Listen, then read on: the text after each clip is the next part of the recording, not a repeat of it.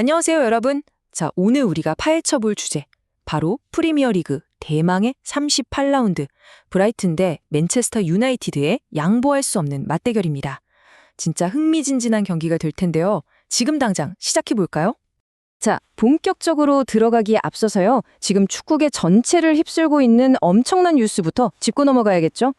펫 가르디올라 감독의 맨시티 퇴임 소식 말입니다. 와, 이건 정말 리그 전체의 판도를 완전히 뒤집어 놓는 지각 변동이잖아요. 수년간 이어지던 압도적인 지배체제가 드디어 막을 내리게 됐는데 과연 이 거대한 왕좌의 빈자리를 누가 차지하게 될지 벌써부터 너무 기대가 됩니다. 메이저 트로피 20개, 그리고 무려 20억 유로에 달하는 이적료 지출. 이 어마어마한 숫자들이 과르디올라 감독이 맨시티에서 보낸 지난 10년의 무게를 그대로 증명해주죠. 그가 쌓아올린 거대한 제국에 마침내 빈자리가 생겼고요. 프리미어리그에는 그야말로 엄청난 권력의 공백이 열렸습니다. 브라이튼 대 맨유 최종전 격돌.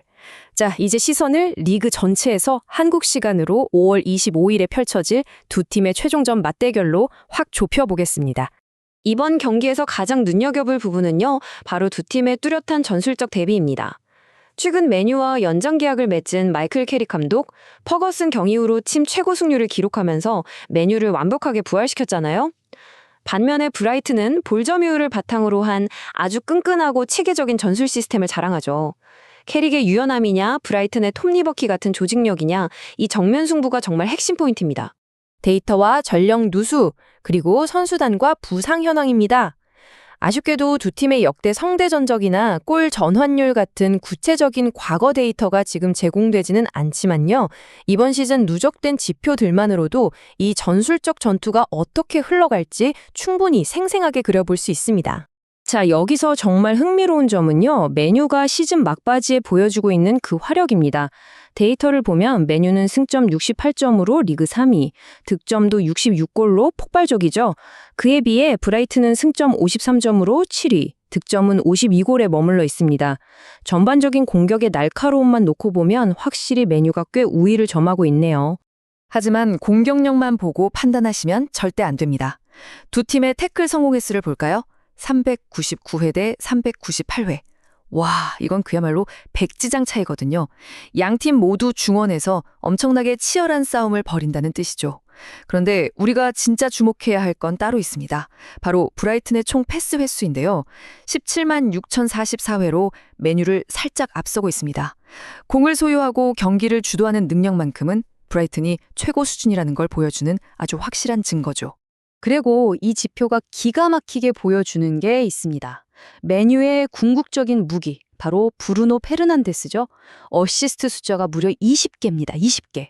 리그 2위인 라얀 쉐르키의 12개랑 비교해봐도 완전히 압도적이잖아요. 브루노는 브라이튼이 공을 돌리다가 살짝 틈을 보이는 그 찰나의 순간에 공을 빼앗아 전방으로 치명적인 패스를 찔러 넣을 수 있는 그야말로 엘리트 플레이메이커거든요. 반면에 브라이튼은 공격을 어디서부터 풀어나갈까요? 놀랍게도 그 중심에는 수비수들이 버티고 있습니다. 얀 폴 반 헤케와 루이스 덩크가 팀 내 패스 1, 2위를 다투고 있거든요. 특히 반 헤케 선수는 혼자서 2,450개의 패스를 기록했어요.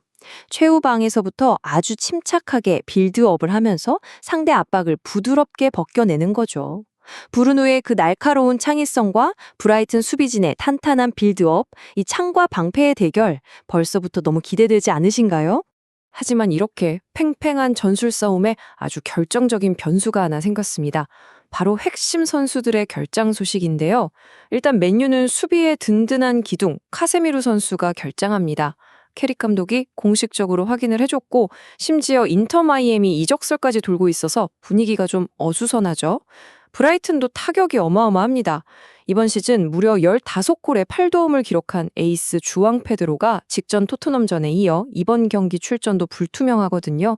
두 팀 모두 치명적인 전력 누수를 감고 싸워야 하는 상황입니다. 이 결장 여파가 중원 싸움의 흐름을 완전히 바꿔놓을 수도 있습니다. 맨유 입장에선 든든한 방패였던 카세미르가 빠지니까 수비벽이 얇아질 수밖에 없잖아요.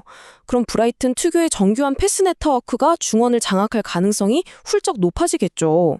결국 해릭 감독은 전술적으로 큰 변화를 줄 수밖에 없고 브라이튼이 주도권을 쥐고 흔들 때 맨유는 브루노 페르난데스의 빠르고 창의적인 역습 한 방에 모든 걸 걸어야 할지도 모릅니다. 최종 예측, 승부는 어디로 향할 것인가? 자, 그래서 여기서 가장 중요한 포인트는요. 지금까지 우리가 살펴본 이 모든 전술, 통계, 그리고 부상 데이터들을 종합해 봤을 때 과연 누가 이길 것인가 하는 겁니다. 제 예측을 확실하게 말씀드리자면 맨체스터 유나이티드의 한 골차 짜릿한 승리를 예상합니다. 물론 브라이튼이 홈 이점을 살려서 점유율을 꽤 높게 가져가긴 할 거예요.